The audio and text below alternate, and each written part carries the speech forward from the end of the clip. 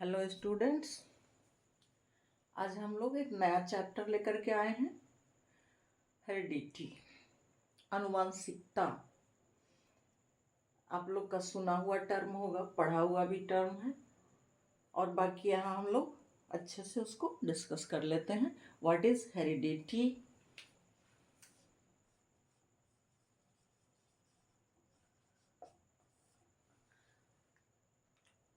Heredity means आनुवांशिकता, transmission of characters from parents to offspring और generation to generation. अब heredity पढ़ने से पहले दो चार टर्म्स ऐसे हैं जिसको हम लोग देख लेते हैं पहले। जैसे हेरिडिटी मेन टर्म है, इसके बाद हेरिडिटरी, जिसको कॉमनली हम लोग समझते हैं कि both are same, heredity and hereditary, but थोड़ा सा डिफरेंस है दोनों में, जिसे हम लोग यहाँ देखेंगे। देन वेरिएशंस एंड जेनेटिक्स, ये 4 टर्म्स अभी हम लोग यहाँ पे देख लेते हैं। उसके बाद हम लोग चलेंगे चैप्टर में अंदर।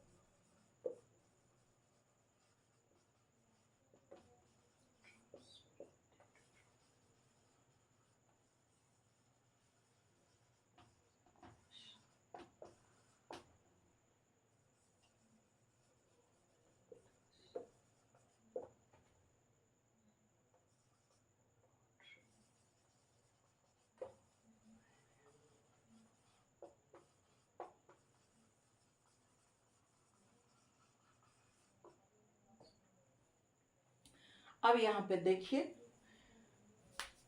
मैं लिखी हूँ हेरिडिटी एंड हेरिडिटरी। मैं अभी बताई, कॉमनली हम लोग समझते हैं बोथ आर सेम और both have same meaning. Heredity, heredity is passing of traits और characteristics from parents to offspring. Heredity क्या है? ये कैरेक्टर्स जो माँ बाप के, पेरेंट्स के, दादा दादी के, नाना नानी के, जो जनरेशन टू जनरेशन बच्चों में ट्रांसमिट होते हैं, यानी ट्रांसफर होते हैं या पास होते हैं पेरेंट्स से ऑफस्प्रिंग तक, बच्चों तक के, और जनरेशन टू जनरेशन उसी तरह से चले जाते हैं। जैसे हम लोग देखते हैं, ये बच्चे कोई माँ के जैसे हैं, कोई पापा के जैसे हैं, कोई दादा के जैसे हैं, कोई नानी के जैसे हैं। तो ऐसा कैसे होता है? इसलिए कि कुछ कैरेक्टर्स हैं, कुछ ट्रेट्स हैं बॉडी के अंदर, लिविंग ऑर्गेनिज्म में, जो जनरेशन टू जनरेशन ट्रांसमिट होते चला जाता है या पास होते चला जाता है, and this process is called heredity. इस प्रोसेस को हेरिडिटी कहते हैं, यानी ट्रेट्स के ट्रांसमिट होने के प्रोसेस को हेरिडिटी कहते हैं। ट्रेट्स एंड कैरेक्टरिस्टिक्स, और कैरेक्टरिस्टिक्स मीन्स, ट्रेट मीन्स लक्षण, गुण, या कैरेक्टरिस्टिक्स मीन्स भी लक्षण या गुण। ट्रेट्स और characteristics both have same meaning, दोनों का एक ही मीनिंग है। तो इसको कहता है कि heredity is passing of traits. ये क्या है? ट्रेट्स पास होने का, कहां से? पेरेंट्स टू ऑफस्प्रिंग, माता पिता से बच्चों में पास होने का लक्षण और गुण, जो प्रोसेस है, जिस प्रोसेस के द्वारा कैरेक्टरिस्टिक्स ट्रांसमिट होते हैं पेरेंट्स से ऑफस्प्रिंग में, दैट इज हेरिडिटी। अब आ जाइए दूसरे टर्म पे, दैट इज हेरिडिटरी। थोड़ा सा डिफरेंस है, नोटिस कीजिएगा अच्छे से। हेरिडिटरी इज कैरेक्टर्स और ट्रेट्स, यानी लक्षण या गुण, कैरेक्टर्स और traits that are transmitted from generation to generation or from parents to offspring। कहता है कि हेरिडिटरी क्या है? कैरेक्टर्स या ट्रेट्स, लक्षण या गुण, जो एक जनरेशन से दूसरे जनरेशन में, दूसरे जनरेशन से तीसरे जनरेशन में, या फिर same thing parents to offspring, जो ट्रांसमिट होते जाता है, दिस इज हेरिडिटरी।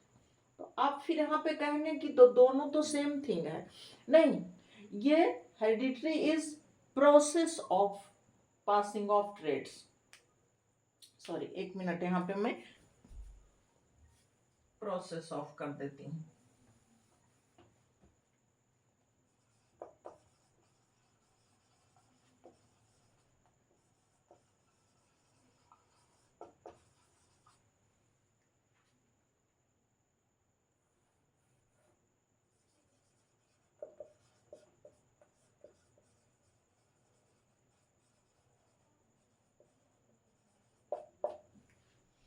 हेरिडिटी क्या है?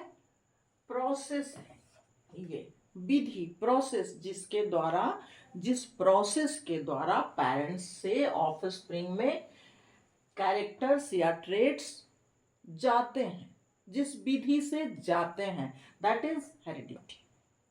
एंड हेरिडिटरी क्या है? ये वो गुण, वो कैरेक्टर, वो लक्षण, वो ट्रेट है जो हेरिडिटी के द्वारा पास हुआ, ट्रांसमिट हुआ बच्चों में। या फिर इसको ऐसा समझ सकते हैं कि ये this is process and this is character. ये कैरेक्टर है, हेरिडिटरी कैरेक्टर है, और हेरिडिटी प्रोसेस है उस कैरेक्टर को माता पिता से बच्चों तक जाने का, और वो लक्षण जो बच्चों तक गया, बच्चों में दिखा, दैट इज हेरिडिटरी, वो हेरिडिटरी है। तो ये छोटा सा डिफरेंस है दोनों में, ऐसे कॉमन सेंस में दोनों को लिया जाता है, लेकिन ये प्रोसेस है जिस प्रोसेस के द्वारा गए और वहां जाकर के वो दिखा। आप कहीं ट्रेन से गए तो ये जाने का तरीका हुआ आपका, लेकिन आप उस जगह पे दिखे, लोगों ने देखा कि अच्छा वो भी आया था, दैट इज हेरिडिटरी। ये प्रोसेस जो कैरेक्टर ट्रांसमिट हुआ, दैट इज हेरिडिटी। और वो कैरेक्टरिस्टिक्स और ट्रेट्स जो ट्रेस होता है उसके ऑफस्प्रिंग में या पीढ़ी दर पीढ़ी कि अच्छा ये लक्षण इसके दादा जैसा, ये लक्षण इसके, वो लक्षण जो उसमें दिख रहा है, दैट इज हेरिडिटरी। तो ये दो टर्म्स हो गए आपके, हेरिडिटी एंड हेरिडिटरी। ये प्रोसेस है और ये लक्षण जो दिखाई देता है पीढ़ी दर पीढ़ी, उसे हेरिडिटरी कहते हैं।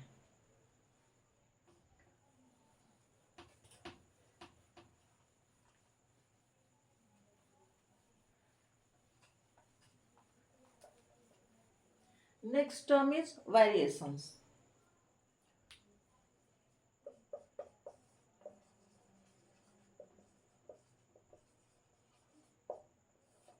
वेरिएशंस, विभिन्नताएं। अब सेक्सुअल रिप्रोडक्शन में, रिप्रोडक्शन हम लोग देखेंगे तो वहां पे डिटेल में मिल जाएगा हम लोग को, लेकिन सेक्सुअल रिप्रोडक्शन में वेरिएशंस ज़्यादा होते हैं, इसलिए कि फादर एंड मदर दो दो का कैरेक्टरिस्टिक्स आ रहा है ऑफस्प्रिंग में, और कैसे? The process of heredity, heredity के द्वारा आ रहा है, तो उसमें वेरिएशंस तो होंगे ही ना। आप छोटा सा एग्जांपल ले लीजिए, कोई दो कलर से रस्सी बनाइए तो उसमें दो कलर आएगा, फिर उसमें दो और कलर से बनी हुई दूसरी रस्सी को जोड़ दीजिए, चार कलर्स आ जाएंगे। लेकिन अगर सेम कलर का रस्सी बनाइए, फिर सेम कलर का ही उसमें जोड़िए, तो क्या होगा? एक ही कलर आएंगे। तो यहाँ सेक्सुअल रिप्रोडक्शन में father and mother, male gamete female gamete. तो वेरिएशंस आते चले जाते हैं, विभिन्नताएं आती चली जाती है। एक ही भाई बहन सारे एक जैसे नहीं होते, पूरी दुनिया में कोई भी एक जैसा आपको नहीं दिखेगा, कोई भी एनिमल्स। तो ये वेरिएशन है। प्लांट्स में भी वेरिएशन होते हैं, ऐसी बात नहीं है सिर्फ एनिमल्स में होते हैं। अब इसको हम लोग कैसे डिफाइन करेंगे, वेरिएशंस है क्या? यानी प्रत्येक व्यक्ति में एक दूसरे से अलग दिखना, अलग अलग लक्षण, अलग अलग physical appearance, that is variations. और ये कैसे आते हैं? सेक्सुअल रिप्रोडक्शन से आते हैं। सारे इंडिविजुअल अलग अलग होते हैं, सब में वेरिएशन दिखता है, यानी डिफरेंस बिटवीन इंडिविजुअल्स। सारे लोगों में जो अंतर होता है दैट इज वेरिएशंस। और सिर्फ इंडिविजुअल्स में ही नहीं, बल्कि सेम स्पेसीज के या सेम पेरेंट्स के ऑफस्प्रिंग में भी वेरिएशंस होते हैं, डिफरेंसेस होते हैं। This is variation. Variations means होता है विभिन्नताएं, डिफरेंसेस। तो इसको हम लोग कैसे डिफाइन करेंगे, थोड़ा सा इसको भी डिफाइन कर लें। डिफरेंसेस बिटवीन, वेरिएशंस मीन्स अंतर, डिफरेंस, भिन्नताएं, विभिन्न तरह के जीव जंतु पेड़ पौधे, that is variations. Differences between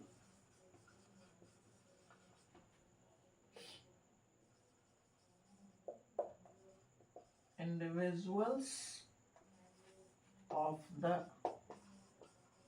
same species and between offsprings of the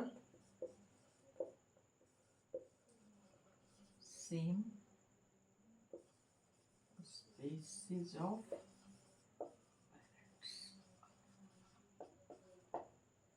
ये आपका वेरिएशन है। वेरिएशन क्या कर रहा है?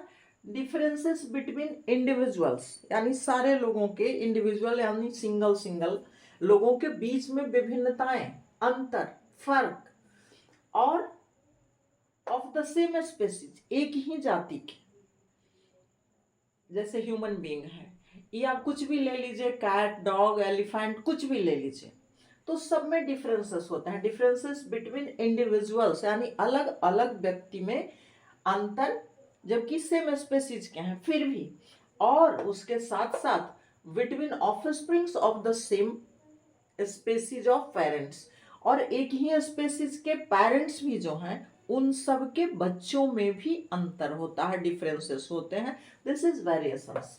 वेरिएशंस मीन्स डिफरेंसेस, अंतर, चाहे वो सेम स्पेसीज के हों या एक ही स्पेसीज के पेरेंट्स के हों या एक ही पेरेंट्स के हों ऑफस्प्रिंग, बट सब में कुछ न कुछ अंतर, डिफरेंस होता है। तो सीधे याद रखना है आपको, वेरिएशंस मीन्स डिफरेंसेस। अब डिफरेंसेस बिटवीन इंडिविजुअल्स या differences between offsprings of the same species of parents, लेकिन डिफरेंसेस जो अंतर है, जो विभिन्नताएं हैं, जो भिन्नताएं हैं सारे ऑर्गेनिज्म में, दैट इज वेरिएशंस, वो वेरिएशंस है। तो तीन टर्म यहाँ पे हम लोग को मिला। Heredity, heredity is the process of passing of traits from parents to offspring. Heredity हो गया प्रोसेस, जिस प्रोसेस से कैरेक्टर्स पेरेंट्स से बच्चे तक जाते हैं। हेरिडिटरी हो गया वो कैरेक्टर्स या वो ट्रेट्स जो बच्चों में पीढ़ी दर पीढ़ी दिखाई पड़ते हैं। और वेरिएशंस हो गए डिफरेंसेस, जो सारे ऑर्गेनिज्म में सेम स्पेसीज के होते हुए भी बहुत सारे अलग अलग डिफरेंसेस दिखते हैं, दैट इज वेरिएशंस। अब इसके बाद एक और अलग टर्म है, that is genetics.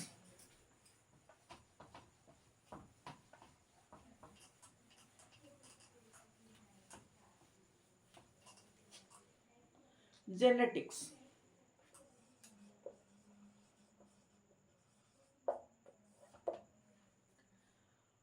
Genetics is a branch of biology.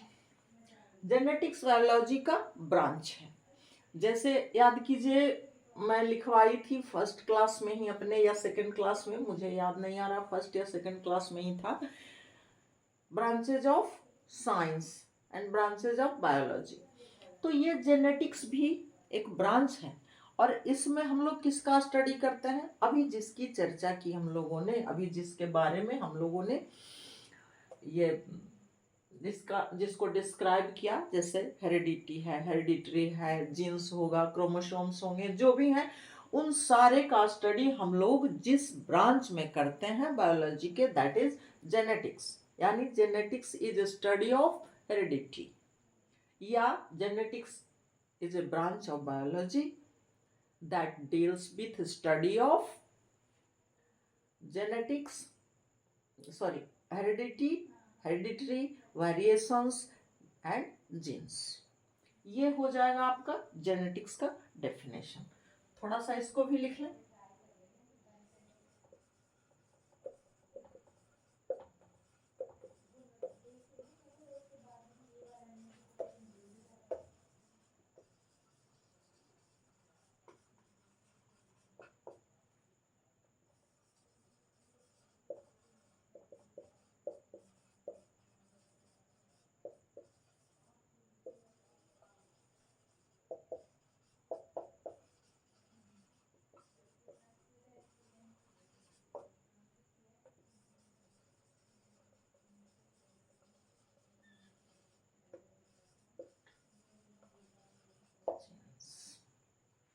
ये है आपका जेनेटिक्स। जेनेटिक्स क्या है? is a branch of biology that deals with a study of heredity, variations, chromosomes and genes। आप डीएनए भी इंक्लूड कर सकते हैं। तो कहने का मतलब कि हेरिडिटी हम लोग पढ़ेंगे तो उसमें जीन्स एंड क्रोमोसोम्स आ ही जाएंगे, वेरिएशंस में भी आ ही जाएंगे। तो हेरिडिटी के स्टडी को ही हम लोग जेनेटिक्स के नाम से जानते हैं। Genetics is a branch of biology. ये हो गया आपका जेनेटिक्स, एंड 4 टर्म्स भी आपके क्लियर हो गए, heredity, hereditary, variations and genetics, जिसमें 3 टर्म्स हैं आपके, जो कैरेक्टरिस्टिक्स ट्रांसफर होते हैं, जिस वो प्रोसेस, वो कैरेक्टरिस्टिक्स जो आप में ट्रेस होता है, और जिसके कारण विभिन्नताएं आती है, वेरिएशंस आते हैं। और इन सब के बारे में बायोलॉजी के जिस ब्रांच में हम लोग स्टडी करते हैं, दैट इज जेनेटिक्स। अब चलते हैं हम लोग आगे। मेंडल्स को फादर ऑफ जेनेटिक्स कहा जाता है, और यहाँ पे हम लोग पढ़ेंगे भी मेंडल्स लॉ ही। मेंडल्स ने क्या क्या स्टडी किया, कौन कौन से लॉ दिया, और कौन कौन सा एक्सपेरिमेंट किया उन्होंने, इसको पढ़ना है। तो उसमें भी बहुत सारे टर्म्स हैं, जिसको भी हम लोग पहले देख लेते हैं, तभी समझ में आएगा आसानी से।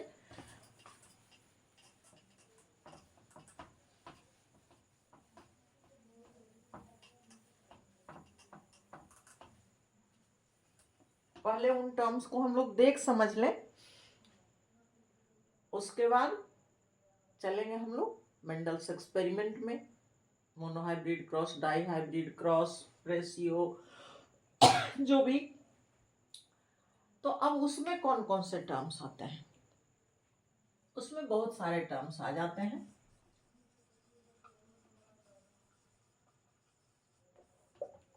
क्रोमोसोम्स, ये कहाँ होता है? सेल में, सेल में भी कहाँ होता है, इसको देखेंगे बाद में। इससे पहले मैं 2-4 टर्म्स लिख दूं। Chromosomes, DNA, genes, phenotype,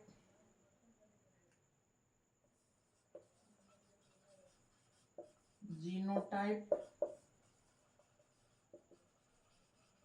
dominant, recessive,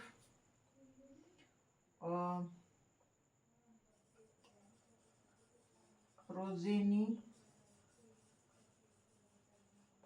offspring,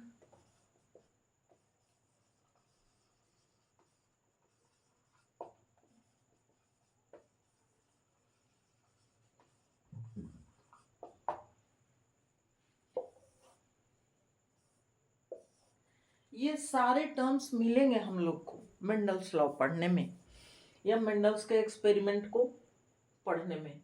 chromosomes, DNA, genes, phenotype, genotype, dominant, recessive, progeny, offspring, F1 generation, F2 generation, इतने टर्म्स आएंगे और इन सबको समझना जरूरी है। बट इन सबको समझने से पहले हम लोग को क्रोमोसोम स्ट्रक्चर क्लियर कर लेना है, तो फिर ये सब अपने आप समझ में आ जाएंगे और उसके बाद हम लोग मेंडल्स एक्सपेरिमेंट में चलेंगे। तो सबसे पहले मैं चलूँ आपका क्रोमोसोम स्ट्रक्चर में।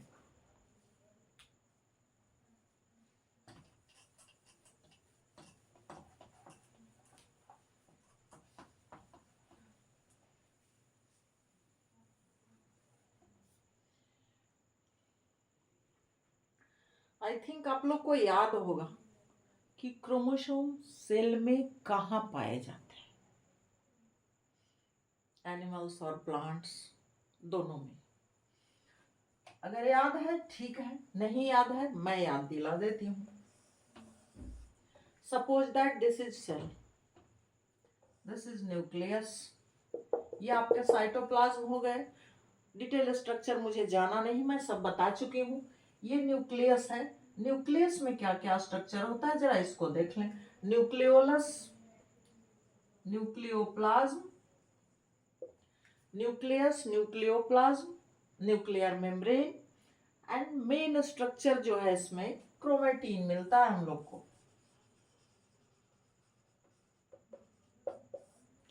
Thread like coiled structure, that is chromatin present in nucleus। और न्यूक्लियस कहाँ है? सेल में। हर सेल में ही न्यूक्लियस होंगे। तो न्यूक्लियस के अंदर थ्रेड लाइक स्ट्रक्चर जो है दैट इज क्रोमेटीन। अब ये इसके बाद सेकेंड स्टेप में देखते हैं क्रोमोसोम्स कहाँ मिलते हैं हम लोग को। तो ये क्रोमेटीन जो है सेल डिवीजन के टाइम में डेंस स्ट्रक्चर बना करके कंस्ट्रिक्टेड हो जाता है और वो एक डिफिनिट शेप में आ जाता है, दैट्स कॉल्ड क्रोमोसोम। और ये क्रोमोसोम नंबर भी हर ऑर्गेनिज्म, हर लिविंग ऑर्गेनिज्म में फिक्स होते हैं। तो ये आपका क्रोमेटीन हो गया। क्रोमेटीन ही सेल डिवीजन के टाइम में एक फिक्स शेप में आ जाता है and that is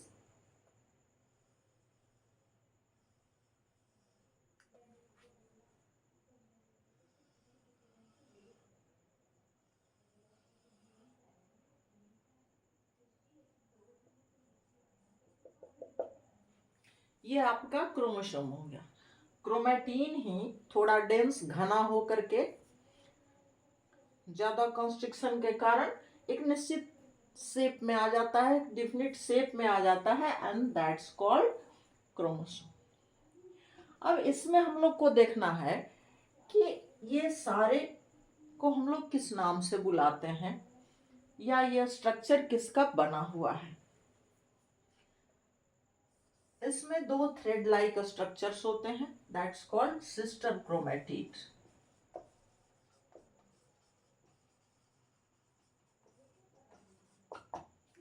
sister chromatid दो थ्रेड लाइक स्ट्रक्चर होते हैं जिसे सिस्टर क्रोमेटिड के नाम से जानते हैं। इसका एंड पॉइंट जो होता है that is called telomere, and point.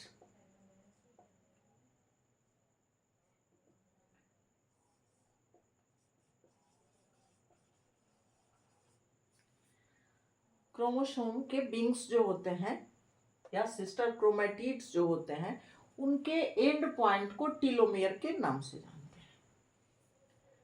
अब ये दोनों थ्रेड लाइक स्ट्रक्चर एक डिफिनिट पॉइंट पे जुड़े होते हैं आपस में and this is called centromere. इसे सेंट्रोमियर के नाम से जानते हैं। अब आपको यहाँ पे तीन स्ट्रक्चर दिखाई दिया क्रोमोसोम में। फर्स्ट ऑफ ऑल न्यूक्लियस में ये प्रेजेंट होता है और वहां पे ये thread like coiled structure net like structure बनाता है, that's called chromatin. But cell division जब स्टार्ट होता है तो ये कॉन्स्ट्रिक्टेड होकर के, डेंस होकर के आपस में और सिंगल सिंगल स्ट्रक्चर क्लियर बना लेते हैं, जो कि क्लियर स्पष्ट हमको दिखाई देते हैं, माइक्रोस्कोपिक है, नेकेड आई से नहीं। अब ये स्ट्रक्चर जो दिखाई देता है इसमें देखिए 2 थ्रेड लाइक स्ट्रक्चर्स होते हैं, ऐसे हम लोग सिंपली इस तरह से बना देते हैं, यानी 2 थ्रेड लाइक स्ट्रक्चर्स होते हैं जो एक डिफिनिट पॉइंट पे जुड़े होते हैं आपस में। इस पॉइंट को सेंट्रोमियर के नाम से जानते हैं। इन दोनों थ्रेड लाइक स्ट्रक्चर्स को सिस्टर क्रोमैटिड कहते हैं और इनके एंड पॉइंट को टीलोमियर के नाम से जानते हैं। हम लोग ऐसे, ये जो क्रोमैटिड है इसमें स्ट्रक्चर क्या देखते हैं, जैसे सपोज दैट सिंगल क्रोमैटिड, फिर यहाँ पे सेंट्रोमियर से दूसरा क्रोमैटिड भी जुड़ा होगा, तो इसको हम लोग कॉमनली सीधा सिंपली समझते हैं कि ये डीएनए का बना होता है, सारे डीएनए के बने होते हैं और डीएनए के ऊपर जीन्स प्रेजेंट होते हैं। ये स्ट्रक्चर सिंपली हम लोग यही इनिशियली स्टार्टिंग में यही स्ट्रक्चर हम लोग जानते हैं कि ये सारे डीएनए के सेगमेंट्स के बने होते हैं और उनके ऊपर जीन्स सिचुएटेड होते हैं। बट यहाँ पे थोड़ा सा मैं डिटेल स्ट्रक्चर बताना चाहूंगी आप लोग को, बहुत थोड़ा सा, ज्यादा नहीं।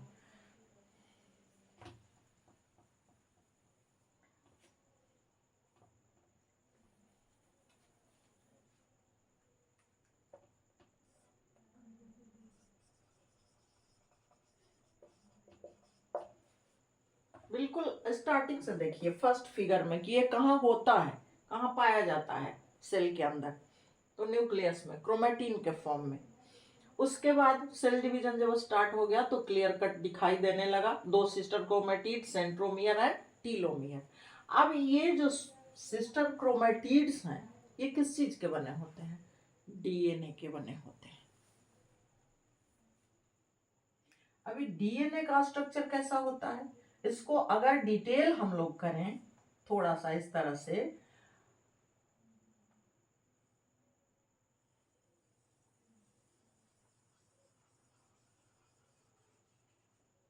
तो ये इस तरह से क्वाइल्ड स्ट्रक्चर दिखाई देता है इलेक्ट्रॉन माइक्रोस्कोप में देखने के बाद, और ये डबल हेलिकल का बना हुआ होता है इस तरह से, क्योंकि डीएनए का स्ट्रक्चर इस तरह का है। ये डिटेल स्ट्रक्चर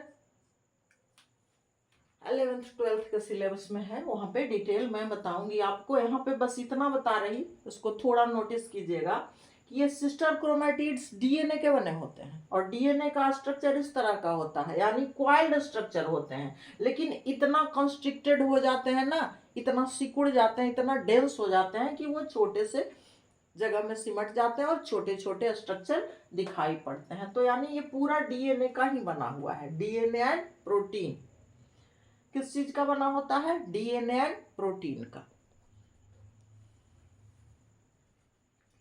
और इसमें ये स्ट्रक्चर जो है, इसी का मैं थोड़ा बड़ा करके दिखा रही हूं। ये डीएनए है आपका, और डीएनए के ऊपर ही कुछ कुछ सेगमेंट जीन्स के होते हैं।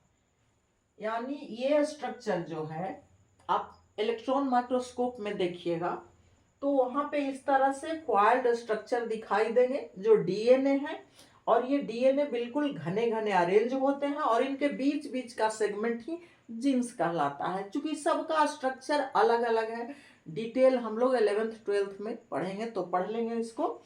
और ये सिस्टर क्रोमैटिड्स या क्रोमोसोम डीएनए एंड प्रोटीन के बने होते हैं। अब डीएनए में जो प्रोटीन पाए जाते हैं दैट्स कॉल्ड हिस्टोन प्रोटीन। अब उसी के सेगमेंट में और भी बहुत सारे स्ट्रक्चर्स हैं डीएनए में, ये सारे नाइट्रोजिनस बेस वगैरह, तो सब मिलकर के डीएनए का स्ट्रक्चर बनाते हैं। और ये डीएनए ही घना घना होकर के क्रोमैटिड का फॉर्मेशन कर लेता है और उस पर ही कुछ रीजन्स उसके होते हैं दैट्स कॉल्ड जीन, वो जीन्स कहलाते हैं। और ये जीन्स जो सिचुएटेड होते हैं क्रोमोसोम के ऊपर, मूल रूप से ये जीन्स ही हेरिडिटरी कैरेक्टर को कैरी करते हैं और ट्रांसमिट करने का काम करते हैं। तो ये स्ट्रक्चर है आपका क्रोमोसोम का। एक बार फिर से अच्छे से समझ लीजिए इसको। हम लोग पढ़ने जा रहे हैं या पढ़ रहे हैं हेरिडिटी, वंशानुक्रम या वंशागति या आनुवांशिकी, यानी कैरेक्टर्स जो पेरेंट्स से ऑफस्प्रिंग में ट्रांसमिट होते हैं। तो कैसे ट्रांसमिट होते हैं, बहुत सारे टर्म्स उसमें मिले हम लोग को और सारे इसी में आ जाएंगे इतना समझ लेने के बाद। तो मूल रूप से ये क्रोमोसोम जो है यही कैरेक्टर्स को कैरी करता है और वो फिर गैमिट के थ्रू फादर एंड मदर से ऑफस्प्रिंग में चले जाते हैं। अब इसका स्ट्रक्चर कैसा है, ये पाया कहाँ जाता है? Each cell has nucleus and nucleus contain chromatin. Chromatin thread like structure यानी नेटवर्क बनाता है। लेकिन जब सेल डिवीजन स्टार्ट होता है तो ये अलग अलग होकर के क्लियर दिखाई देने लगता है क्रोमोसोम के फॉर्म में। क्रोमोसोम में कौन कौन से स्ट्रक्चर होते हैं इसके टिप पॉइंट पे, जिसको टीलोमियर के नाम से जानते हैं, बीच में जहां पे दोनों सिस्टर क्रोमैटिड्स, ये दो थ्रेड लाइक स्ट्रक्चर्स हैं, दैट्स कॉल्ड सिस्टर क्रोमैटिड्स, यानी दोनों सेम होते हैं इसलिए सिस्टर क्रोमैटिड हमेशा साथ होते हैं। तो ये सिस्टर क्रोमैटिड आपस में सेंट्रोमियर से जुड़ा होता है।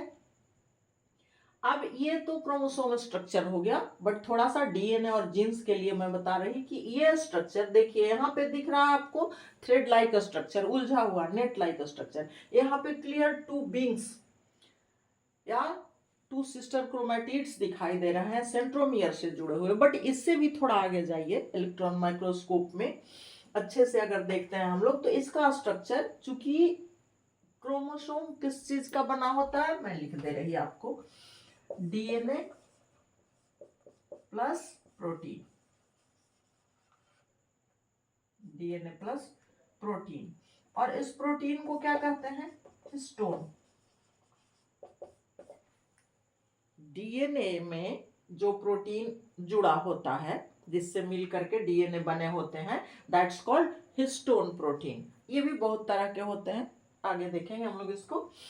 तो अब ये बस यहाँ पे थोड़ा सा समझ लीजिए कि ये सिस्टर क्रोमैटिड्स भी डीएनए हैं, कॉन्स्ट्रिक्टेड डीएनए, ठीक स्ट्रक्चर बना लेते हैं सिकुड़ करके, वरना ये इस तरह से क्वाइल्ड स्ट्रक्चर है डीएनए के।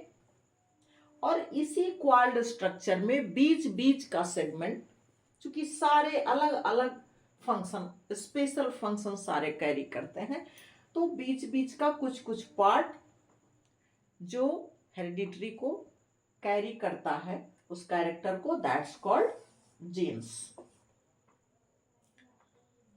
तो इसको हम लोग शॉर्ट में ऐसे देख लेते हैं कि डीएनए का बना होता है और डीएनए के ऊपर जीन्स होते हैं, और जीन्स पेयर में होते हैं। हाँ, पेयर में तो होंगे ही ना, क्योंकि एक फादर से आएंगे एक मदर से आएंगे, पैटर्नल एंड मैटरनल दोनों जीन्स होंगे, इसलिए पेयर में ही होते हैं। गैमेट फॉर्मेशन के टाइम में अलग अलग हो जाते हैं, तो उतना नहीं जाना, बस मैं लास्ट में इसी को बता के छोड़ रही हूँ आज।